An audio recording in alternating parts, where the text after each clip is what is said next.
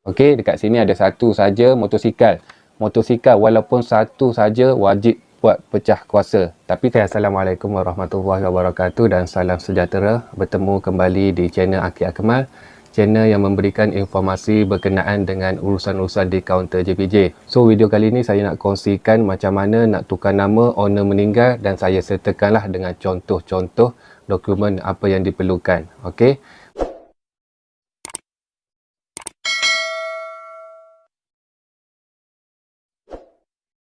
Okey, macam biasa saya akan terangkan dulu syarat-syarat dia dan kemudian saya akan terangkan dokumen-dokumen apa yang diperlukan. Okey, untuk syarat tukar nama owner meninggal, yang pertama sekali kenderaan tu wajib habis bayar. Okey, sekiranya belum habis bayar, memang tak boleh tukar nama. Walaupun owner hidup, kalau tak habis bayar, memang tak boleh tukar nama. Satu benda yang boleh buat kalau belum habis bayar adalah interchange. Selain daripada tu memang tak boleh. Untuk tukar nama, wajib habis bayar dulu. Walaupun owner meninggal, walaupun owner hidup, memang kena habis bayar. Itu syarat utama sekali. Selain daripada tu, syarat yang kedua, saman mesti clear lah daripada saman polis atau saman JPJ. Okey, dan syarat paling utama sekali kalau owner meninggal, wajib buat pecah kuasa. Okey, pecah kuasa ni kebiasaannya ada 3 lah dekat kaunter JPJ saya. Biasa urusan 3 saja. Yang pertama sekali melalui amanah raya. Yang kedua pejabat tanah. Dan yang ketiga mahkamah tinggi. Okey, kebiasaannya 3 ni lah. Selain daripada tu ada tapi tak selalu. Okey, untuk pecah kuasa ni wajib buat walaupun hanya satu kenderaan motor. Okey, katakanlah arwah ada satu motor nak tukar nama kepada waris, wajib buat pecah kuasa. Dia tak boleh melalui lain. Dia wajib pecah kuasa nak tahu dapat kat siapa harta tu. Okey, katakanlah ada 3 waris. So kalau buat pecah kuasa mesti salah satu dapat. Okey, itu kalau kata buat dekat amanah raya lah atau pejabat tanah. Okey, untuk pejabat tanah boleh buat tapi dengan syarat arwah mesti ada tanah. Okey, selain kalau tak ada tanah dia tak boleh buat dekat pejabat tanah, dia kena buat dekat amanah raya. Okey, itu beberapa lah syarat yang dikenakan sebelum tukar nama owner meninggal. Yang pertama sekali wajib habis bayar, yang kedua wajib kena buat pecah kuasa. Dan yang ketiga, bebas daripada saman JPJ atau saman polis. Okey, yang seterusnya berkenaan dokumen-dokumen yang diperlukan. Sama ada kenderaan motor atau kereta atau selain daripada itulah. Okey, sekiranya kenderaan tu kereta, wajib buat puspakom dahulu sebelum tukar nama. Okey, kiranya yang pertama sekali dah buat pecah kuasa, yang kedua nak tukar nama, kalau kereta wajib masuk puspakom dahulu. Okey, dokumen yang diperlukan. Yang pertama sekali saya tunjukkan daripada pejabat tanah. Pejabat tanah dekat sini dia ada 2 contoh sebabnya ada borang E dan ada borang T. Borang E ni dah kira selesai lah dan borang T ni untuk harta tambahan. Sekiranya macam ada 3 kenderaan, tiba-tiba terlepas satu. Okey, yang satu tu kita pakai borang T, borang harta tambahan. Okey, dokumen yang diperlukan yang pertama sekali wajib ada JPJ K3A. Ini borang tukar nama. JPJ K3A ni kalau buat dekat amanah raya pecah kuasa dia dah isi siap-siap. Okey, kalau buat dekat pejabat tanah memang kena isilah dekat JPJ pun boleh, download dekat website JPJ pun boleh. Okey, yang pertama sekali borang JPJ K3A, yang kedua grant.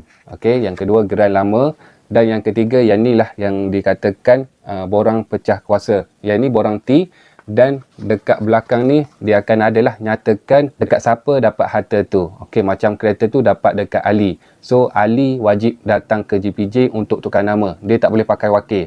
Okey, waris wajib datang ke JPJ. Kalau puspakom tu siapa-siapa pun boleh, tapi dekat JPJ waris yang nama dinyatakan wajib hadir. Okey, yang ni kena bawa original lah semua. Okey, kan laporan puspakom sekali. Kalau kereta lah, kalau motor tak perlu. Okey, itu berkenaan dengan pejabat tanah. Satu lagi berkenaan contoh dengan borang E. Okey, ini borang E daripada pejabat tanah. Okey, dekat sini dia ada lebih kurang 10 harta kenderaan lah. Okey, termasuk dengan tanah dia akan masuk sekali lah dalam ni. Okey, macam ni dia ada motosikal siapa dapat, kereta siapa dapat. Okey, kat sini memang banyak lah.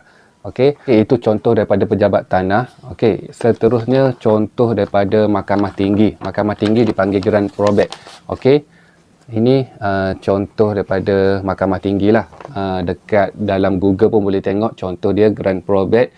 Sekiranya macam ni contoh dia, satu sahaja waris dapat, dia teruslah automatik dapat dekat yang dinyatakan. Sekiranya ada dua nama, okey, dia kena tolak lah salah satu. Dia kena buat surat penolakan, salah satu nak bagi dekat siapa. Okey, satu tu memang wajib kena terima. Dekat mana nak tolak tu, dia kena buat dekat Pesuruhjaya Sumpah. Okey, untuk Mahkamah Tinggi sama juga dokumen yang diperlukan. Yang pertama sekali, borang tukar nama owner meninggal JPJ K3A. Yang kedua, surat pecah kuasa daripada Mahkamah Tinggi, original lah. Okey, untuk makluman juga, nak tahu original, kita boleh check dekat barcode yang disediakan. Untuk borang E, pejabat tanah dah ada barcode. Untuk Mahkamah Tinggi pun ada barcode dia. Dan untuk Amanah Raya pun dah ada barcode. So, kita tak boleh nak palsukan lah dokumen tu. Kebiasaannya, kami akan scan dulu nak tahu original ke tak. Okey, itu makluman sahaja. Sebab dulu memang tak ada. Dulu kita kena sahkan betul-betul memang original atau tak. Kita tengok cop dia. Kalau cop original, kita proceed. Okey, sebab pernah berlaku juga dia photostate.